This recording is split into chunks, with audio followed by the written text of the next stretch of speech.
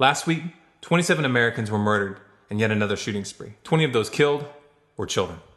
An enormous amount of attention is being focused on this event, even to the point of having the president make emotional speeches about it and visiting the families, and it's been the top story on the news not just in the United States, but all over the world. Obviously, this is an enormous tragedy for the families involved. However, there's something very important that's not being said here. Why is it that the American people and the world at large isn't crying for the children killed in Gaza this past month?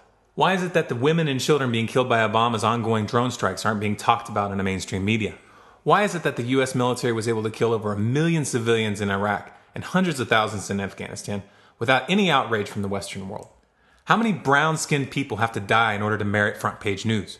And why is it that some on the left are politicizing this and using it to push for new gun control laws on citizens while allowing the greatest perpetrator of mass murder in our current era the freedom to kill with impunity? Why aren't we hearing calls to disarm the US government? Wouldn't that be more coherent? Have you forgotten that this same government that you would have disarm the citizens is the same government that granted the military the right to imprison any civilian and execute them without trial with the NDAA? Have you forgotten that this is the same government that's been attempting to find a way to censor the internet with SOPA and PIPA? Have you forgotten that this is the same government that brutalized peaceful protesters during OWS? You want to give them more power? If all human life was measured with the same scale, there would have been calls to overthrow the US regime a long time ago.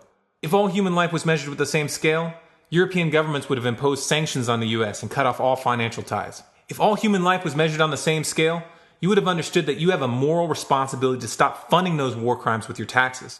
But all human life is not measured on an equal scale. This much is very clear.